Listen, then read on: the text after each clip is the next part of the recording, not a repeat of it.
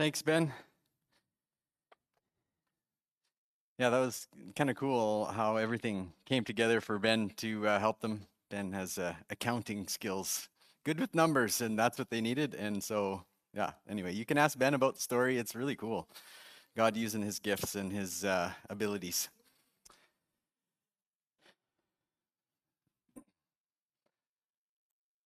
It was the season for grape harvest, and the owner of a vineyard needed some help. He had a good crop. And so he went into town to the marketplace. That's where he knew there'd be some guys hanging out looking for work early in the morning. And he hired a handful of them who were there early to come and help him to harvest his grapes. A few hours later, sorry, really important part. Part of his negotiation was he agreed to pay them $500 a day, or $500 for the day, to come and work in his vineyard.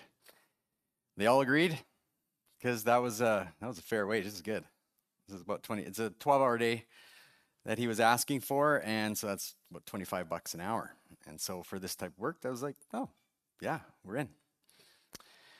So a little while later, 3 hours later, actually, he realized we need more help. This harvest is even better than I thought. So he goes into town again, to the marketplace. There's more guys there. He's like, "What are you guys doing?" "Nothing. We're looking for work." He's like, "Well, guess what? I need workers." And so he hired them, and he said, "Come work my vineyard, and whatever is right, I will give you." And they went for it. I'm like, "Oh wow."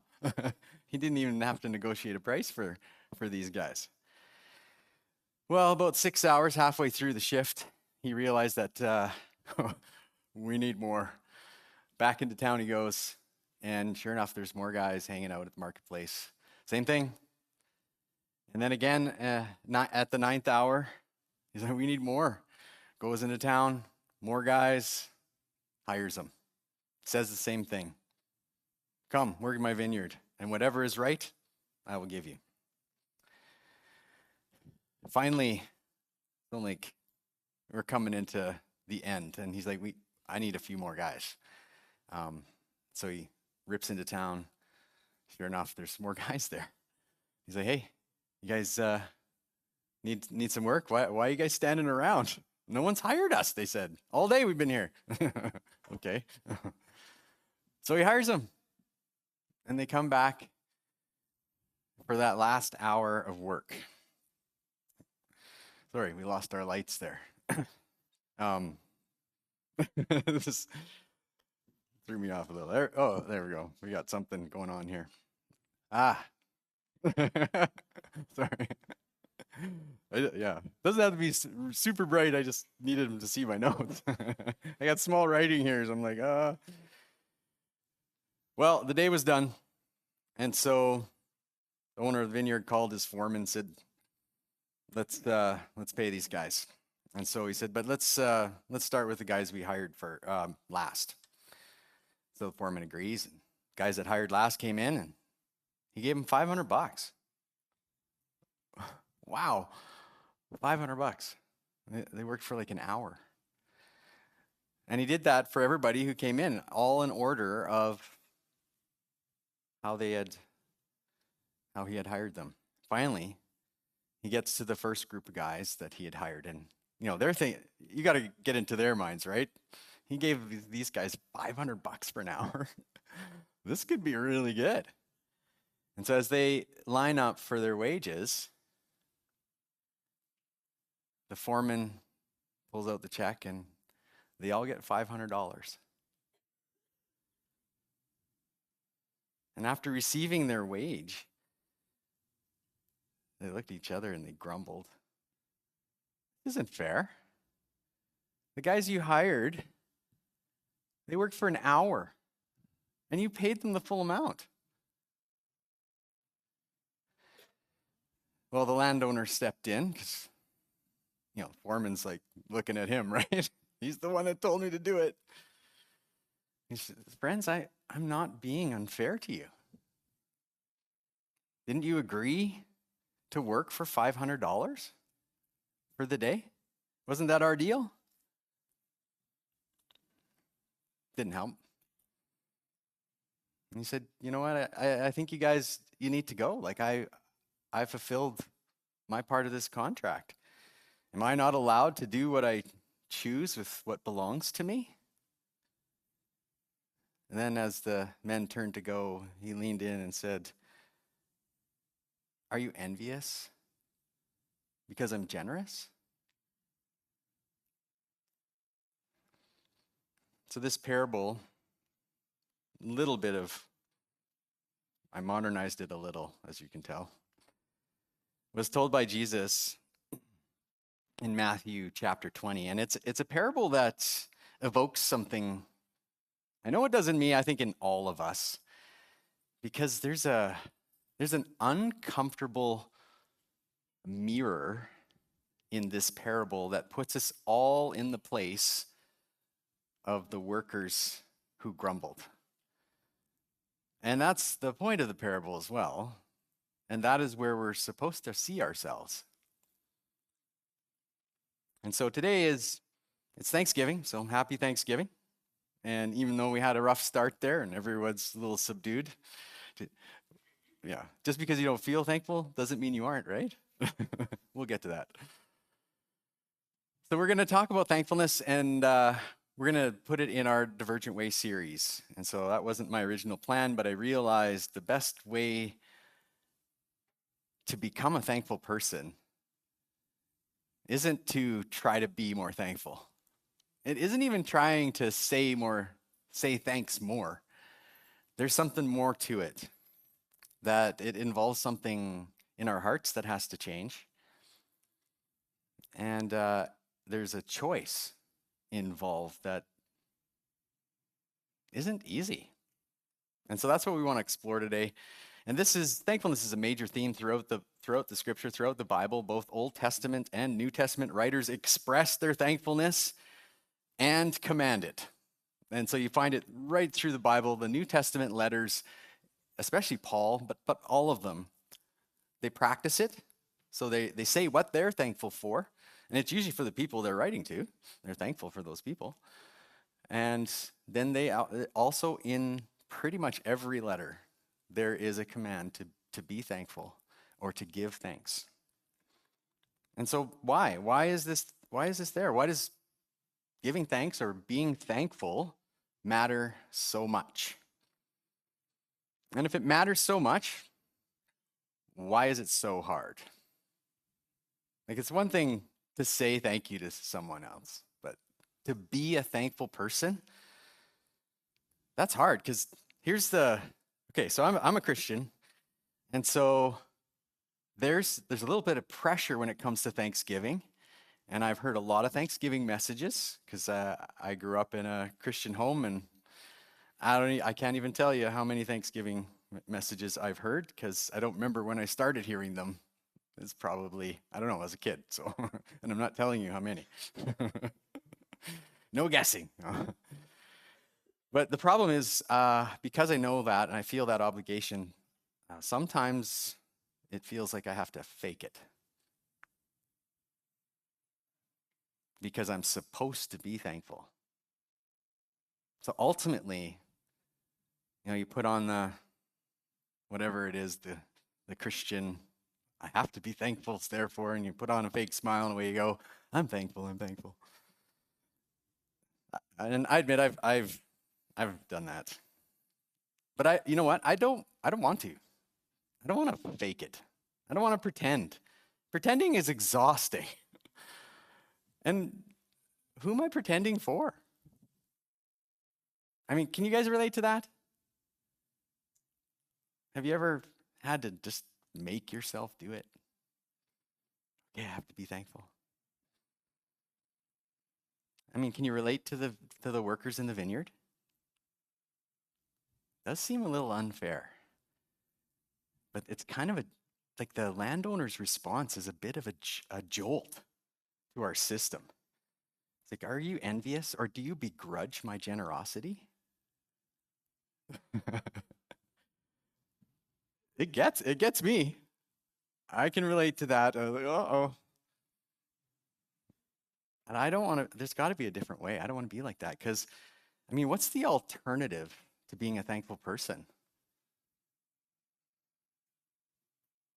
Like, we can all imagine that fairly easy because we all know people who are like that.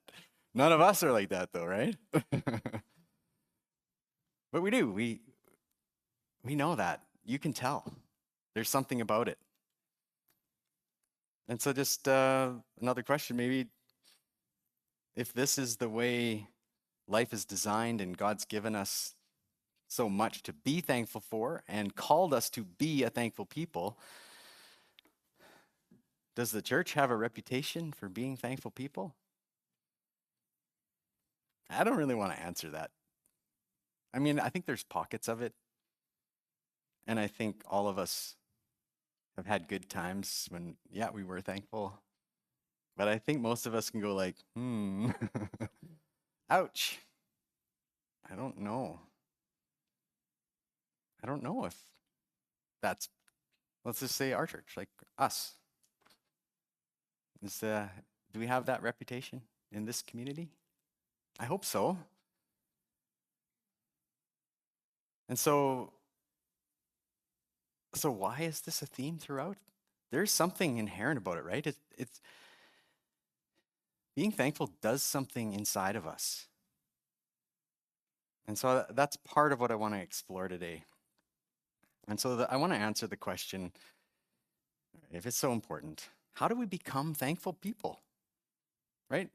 I mean, we all know how to be thankful. You know, we can thank people or thank God or whatever it is, right? But how do you actually become that type of person?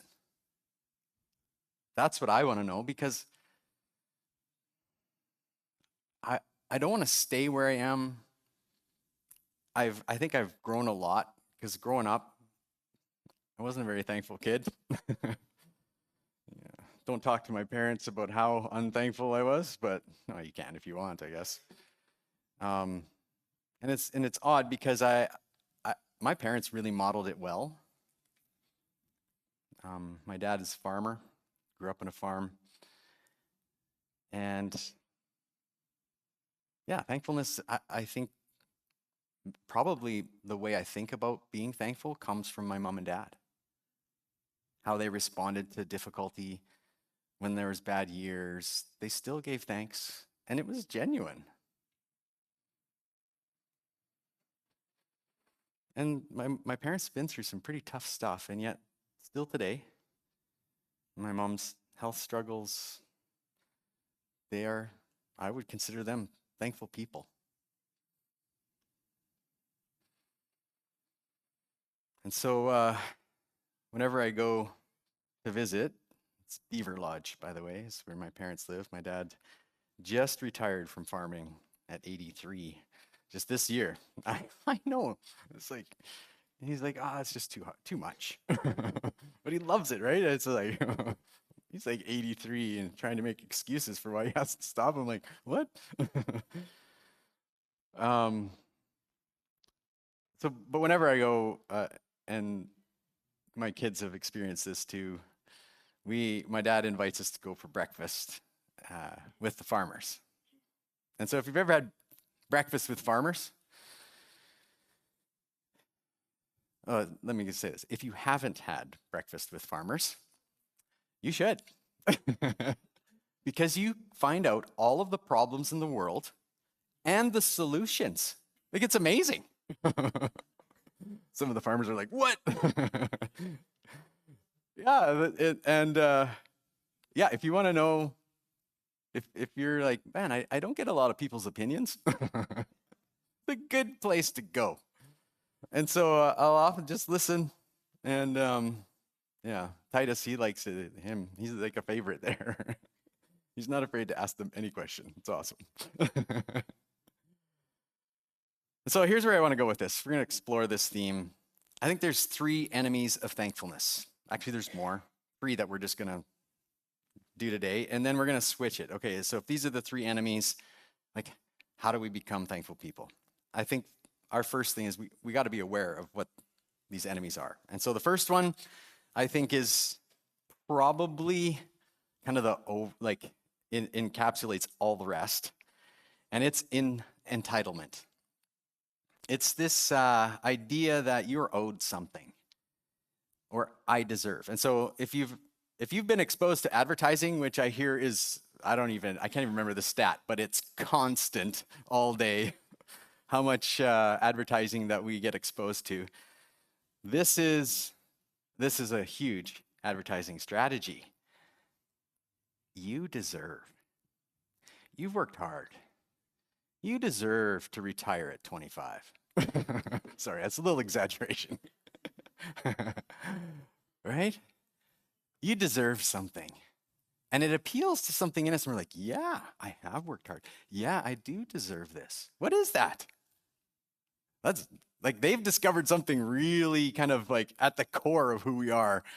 We're like, yeah, I deserve it. Like, we don't sit down and do a in-depth analysis about whether we do deserve it or not. We just go like, yeah, oh yeah. And we don't go like, we don't ask questions like, well, have people worked harder than me? Do they deserve it? Maybe before me? No, we don't think those kinds of thoughts, right? We stop at that, yeah, I deserve. And the owing one, you owe me. Something in us makes me feel like we're owed something. That the world owes something. Our parents owe us something. Our friends owe us something. And maybe people do owe you something, especially if you work in finance, they might owe you something. And so there is an element of, yeah, there is. But for some reason, something in us goes over and above that. Like, are you guys with me here? Like, is it just me and I'm just kind of, you're going like, man, that guy, he's in trouble. Yeah, entitlement has been an issue in my whole life. It is so hard to get away from. And it's because we're bent that way. Like, we come out of the womb this way. And it's not that, our parents modeled it and we just picked it up. I mean, nope. If you've had little kids, yeah, entitlement is very evident very, very quickly. And we don't often ask the question, well, where does that come from? Why do I feel entitled to this? Is this not the main issue from our parable? Because what were they entitled to? $500. So why do we feel the way we feel when we hear that story? That we feel it's unfair. They were entitled to $500, and that's what they got, because that's the deal they made. And they were happy with it until they saw others getting the same as them, but working less hours. Suddenly, the entitlement comes up from, no, this is what I actually deserve. This is what we made a deal with, to that's not fair. This is scary. Entitlement is so sneaky because it's really easy to see in other people. And it's so hard to see in ourselves.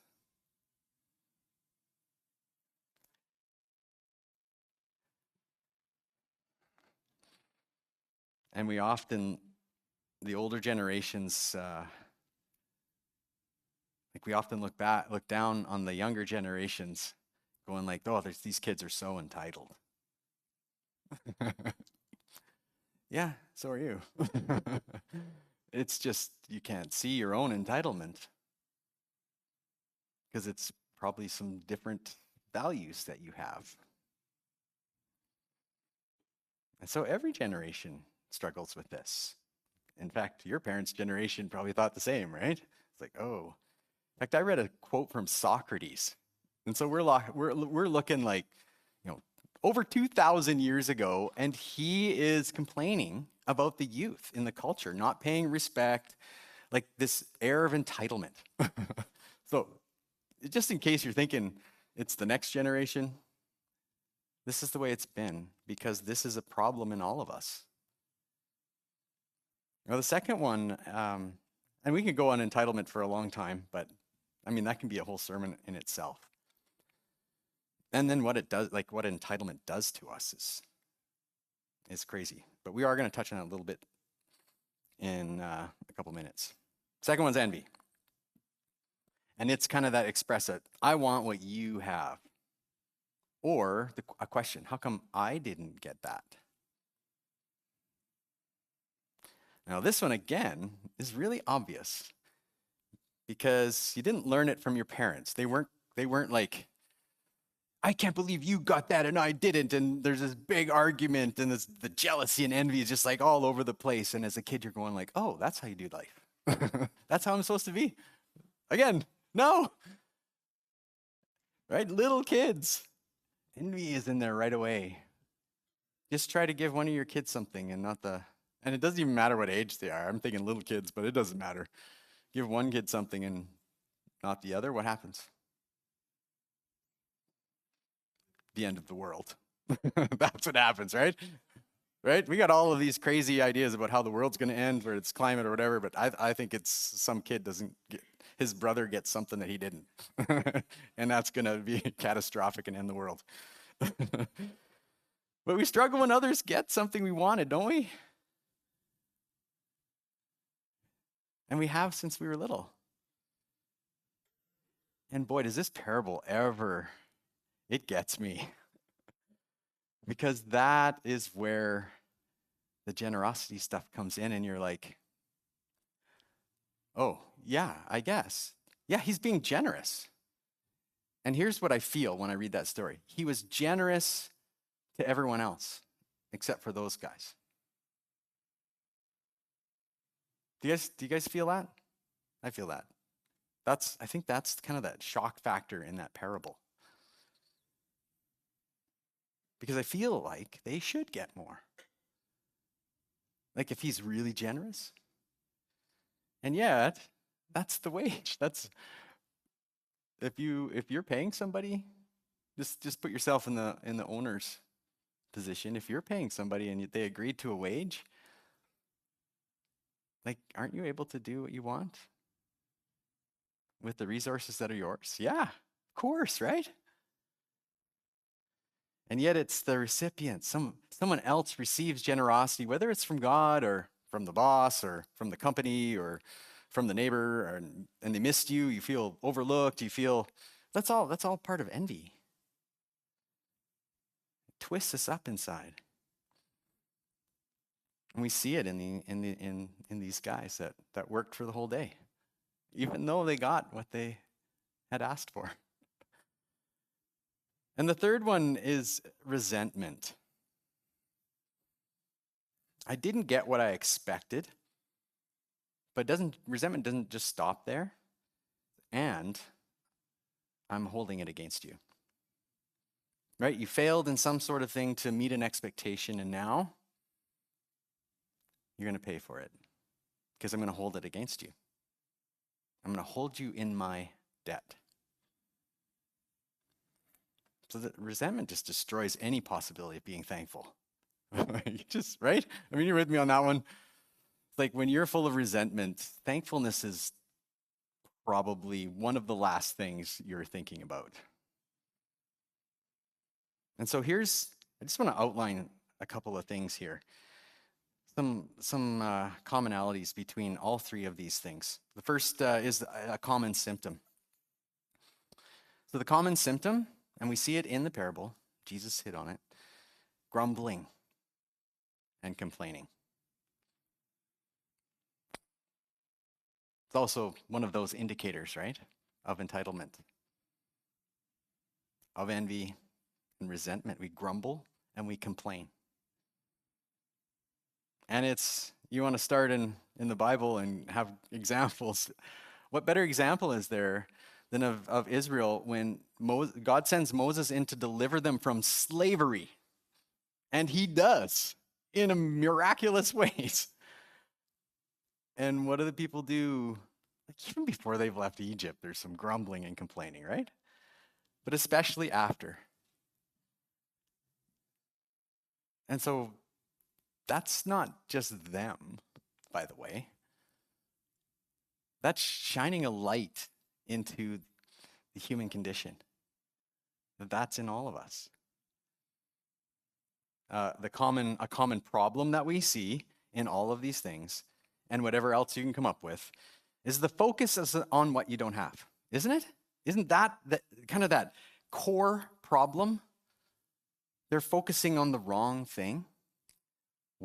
I focus on the wrong thing, and then entitlement grows, envy grows, resentment grows. Because my focus, my eyes are on what I don't have or what I didn't get. That's where our focus is. That's the common problem underlying all of these things. And finally, here's the common misconception. And I think this is specifically more for us in our culture, because feeling and the way we feel, and I've said it actually quite a bit today. You probably maybe noticed, maybe you didn't. I said, I feel. I've done that quite a bit today. The common misconception is that for us, because we're in such a feeling, we elevate feelings so high. If you're waiting to feel thankful so you can become a thankful person, you're going to wait a really long time.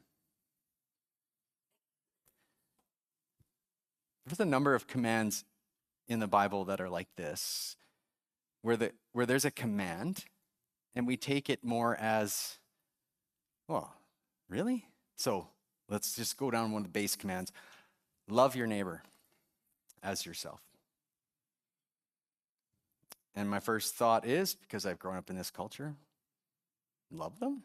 Like how? Like I don't have feelings of love for them. Right? Immediately my mind goes to how I feel about somebody. Well, God doesn't command us to feel stuff, does he? Just think about it. Can you make yourself feel something? No. I mean, there are ways that you can shape your feelings for sure. But they kind of do their own thing. And they kind of surprise us. And so if we're thinking in order to be a thankful person, I have to feel thankful, the feelings, it doesn't begin there. Feelings will follow, by the way.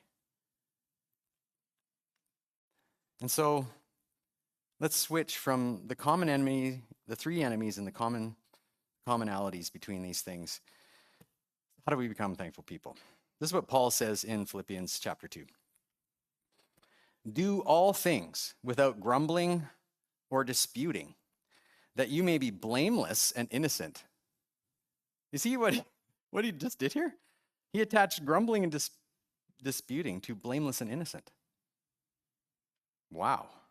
Do all things without grumbling or disputing, that you may be blameless and innocent, children of God without blemish, in the midst of a crooked and twisted generation, among whom you shine as lights in the world, holding fast to the word of life, so that in the day of Christ I may be proud that I did not run in vain or labor in vain. That sounds good. And it sounds really simple. And if you just think about it, conversations you've had at work or at the school or at the hockey arena or at breakfast with the farmers. There's lots of complaining, right? We're just like, we are pros. All of us are just pros at it. And so Paul is he's shining lights to us, going like, when we don't enter into the grumbling and complaining, that you shine like lights, because that's not normal. So how do you become a thankful person? I tried to make it as simple as possible. So, first of all, we have to practice it. Right? I heard a really good quote from Michael Jordan. He was talking about practice, and he's being interviewed, and the interviewer had talked about practice makes perfect. And Jordan stopped. He said, no, practice makes permanent. not perfect. And so if you're practicing bad form in your shooting, you're going to perfect bad form. Or no, your bad form will be permanent. He's like, it's not a guarantee that perfection comes from practice. And I thought, oh, that's good insight from Mr. Jordan. Right? And so I'm like, yeah, practice, because when we practice something, it eventually becomes permanent. And so I'm like, yeah, how about spiritual practices? So yeah, first one is practice. So we give thanks, we actually practice it. And sometimes it can be simple, just thanking people. So you go get a coffee after church and you go to Starbucks or Timmy's, whichever one you say is better, or McDonald's, sorry for missing McDonald's. Right? Why not just thank them? And, we do often, but being aware, like this is intentional. I want to thank you. I know you paid for it. Maybe you got it free on the app. I don't know. But just these little things, this is how we start to practice. So that's kind of starting small. But we can give thanks to God too. I mean, just think about it. When someone does something for you, genuinely thank them. I appreciate what you did. Because how do people feel when you thank them? How do you feel when someone thanks you? Like genuinely says, I appreciate you and what you've done for me. That feels good, doesn't it? Doesn't that feel good, you guys? Don't something in us goes like, oh, I like this person. I want to hang out with that guy. I want to hang out with that girl. It's like, yeah. Something draws us. When we come in contact with a thankful person, we're drawn to them. Why? Because thankfulness is life-giving, not just for you, but for the people around you. And so here's a little challenge. And it's 1 minute. 1 minute a day. So, okay, we actually have 2 challenges I just realized. Like actually thanking people, like just doing it genuinely and thinking about it, not just saying it because it's habit, but actually thanking them. And then for 1 minute a day. And so for me, for this challenge, I think the best time for me is just before I go to bed, because then I can think about the day and go, okay, Lord, for 1 minute, I just want to think about the day and thank you. That's a doable challenge, right? You guys, yeah? Is that good? We can do that? Yeah? No? Everyone's just sitting there. I'm not sure I want to say yes. Okay, that's good. Don't lie. That's another one. Okay, so practice. We actually have to practice it. Secondly, I think we need to pay attention. What I mean by this is we need to intentionally determine that we become more aware of our speech. Pay attention to what you're saying and how it's coming out. To your kids, to your spouse, for sure at home. But in the workplace.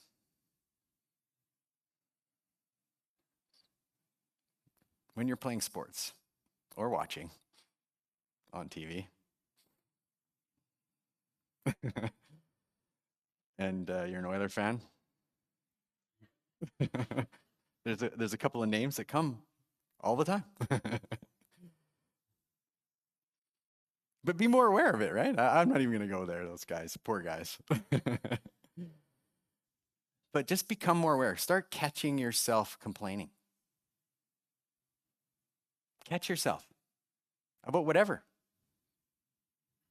Like eventually, if you're intentional about it, you'll start to catch yourself complaining and you'll be able to actually get ahead of it. Right? You'll start catching yourself before you do it, and then you don't.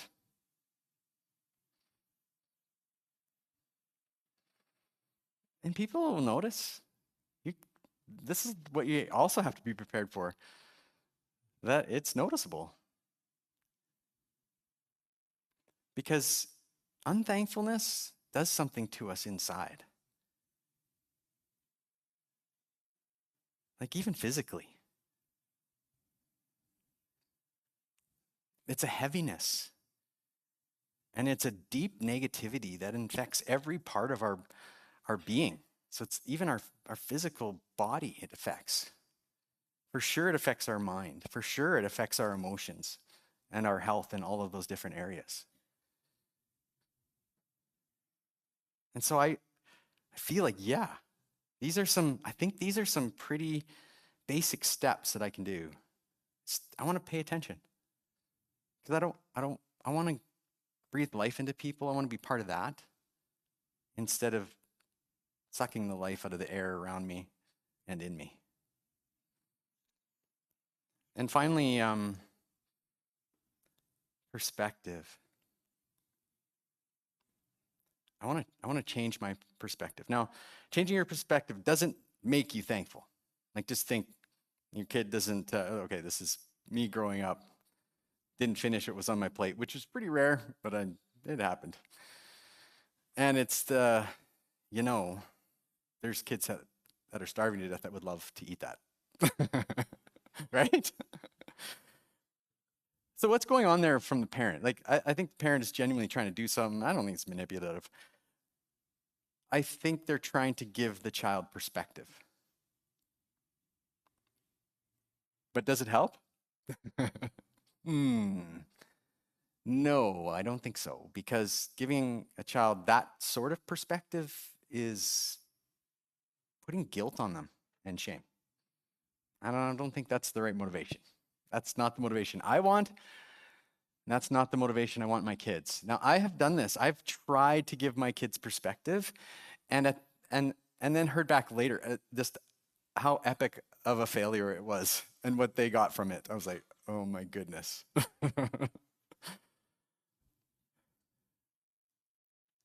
And yet, I think perspective is key. And so, but it's also intentional. And you can't make someone else have this perspective, or you can't make them be thankful with a perspective. But it's an intentional shift to focus to what you have, and not just what you have, but what you have been given. It's this acknowledgement that all that I have has actually been given to me. You might think, well, I worked really hard. Well, God's given you health. He's given you abilities. He's given you a mind to do that. He's given you the skills or the talent or whatever it is.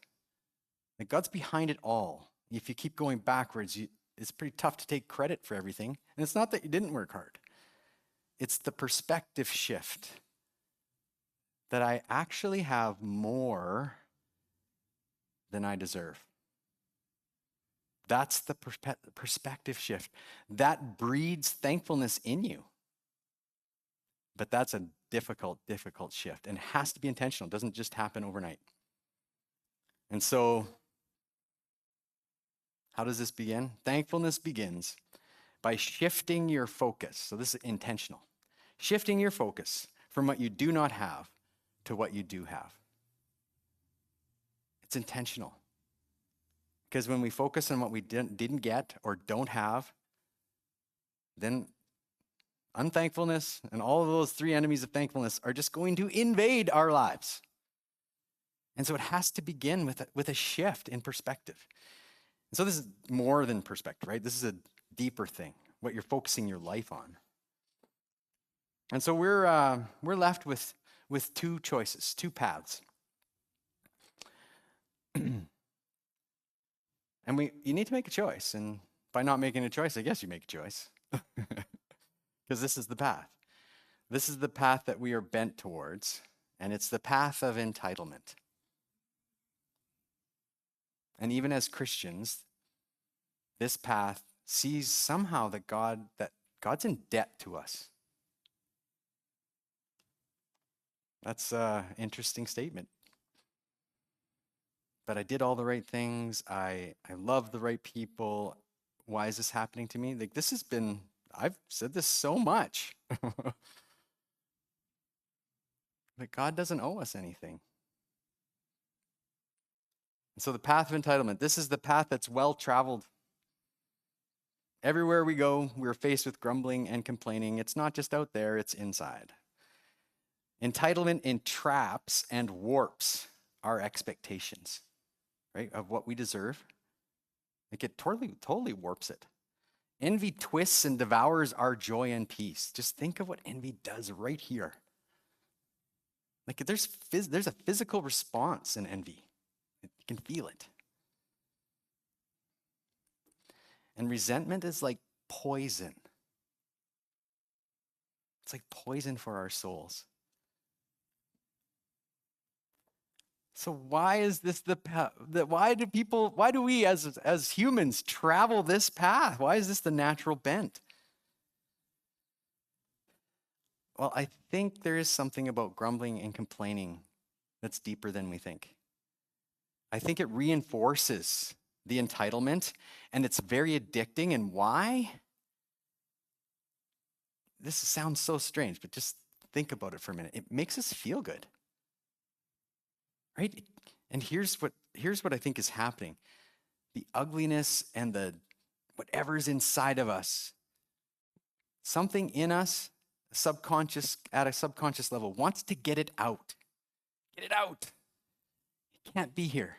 It's destroying me. It's destroying us.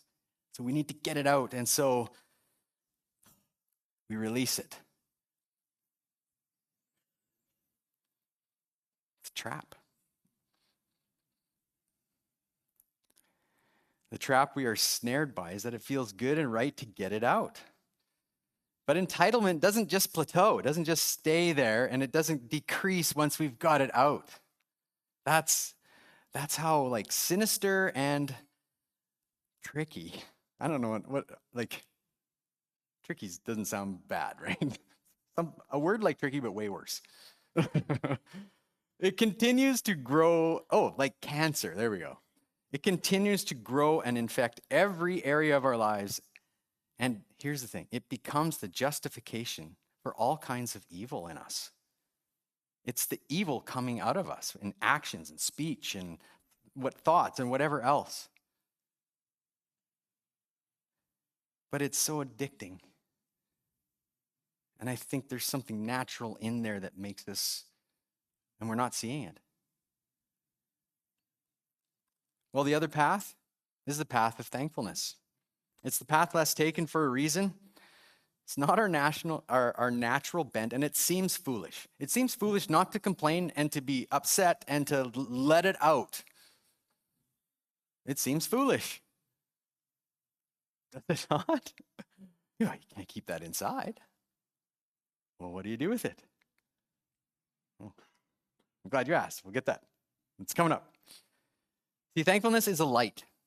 It's a light that enables us to see life and ourselves for who we truly are. It exposes life for what it really is. It exposes us for who we really are. That's what thankfulness does. That's why it's so important. That's why it breathes life. It's not depressing to find out the truth. It's freeing. The lie is that it's depressing.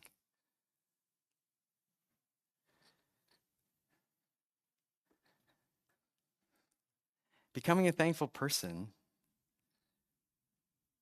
is also not pretending we're thankful when we're not. That's not helping. So how do we get it out? Well, here's the thing. We still have to be honest. Hiding it and pushing it down isn't going to help you. That's just pretending. And in the end, that'll put you on the path of entitlement anyway. So we be honest, and our first go-to is God. We got to go to God. Go like, God, I'm feeling this. I'm full of envy for this person. And confessing that sin. And then going to somebody to confess it to them. Like walking closely enough with somebody that you trust them to open yourself up and go like, I got to tell you something. I've been struggling here. So instead of the vitriol that comes out, because that's what's inside, there's a different way. And it's not hiding and pretending. God can take how you really feel. He's God. You can't offend him. You can't hurt his feelings. He's God. He already knows. What he really wants and what releases us from this grip of entitlement is taking it to him and being honest about how we feel and asking him for help, confessing it. And then walking alongside other people, because it's not just you, they're there too. They're there too. And that is what the path looks like. It's not a solitary, lonely path. Yeah, it's not well traveled, but you are traveling it with others. And it's okay to say, I'm struggling with being thankful right now. In fact, it's absolutely important. Okay, we need to finish. My time is already up. So this is the divergent way. For the follower of Jesus, becoming a thankful person is shaped primarily by who God is and what he has done for us. Right? And so we get a glimpse of who God is in this parable. The land or the vineyard owner is the one we're supposed to look at and go like, okay, so God is generous. God is like this. And so we discover something about who God is and what he has done. This is where it begins and ends. We do not deserve the generosity and grace that he has extended to us. He has given us a gift that can only be received with thankfulness. We can't, that's all. It seems weird, but that's all we can do. But it's actually what God desires from us. He gave his life for us to save us from sin, death, and the curse. And if you're wondering what that is, you can actually go back to the previous messages. We've explained that. It cannot be repaid. It cannot be earned.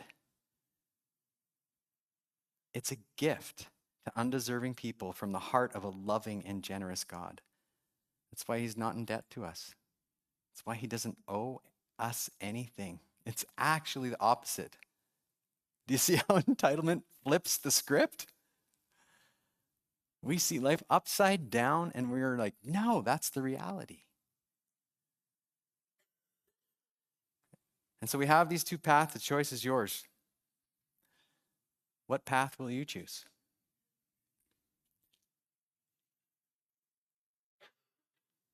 I wanna be a thankful person. I've seen the alternative. I've been the alternative. I don't want it. And I don't want it for you guys either.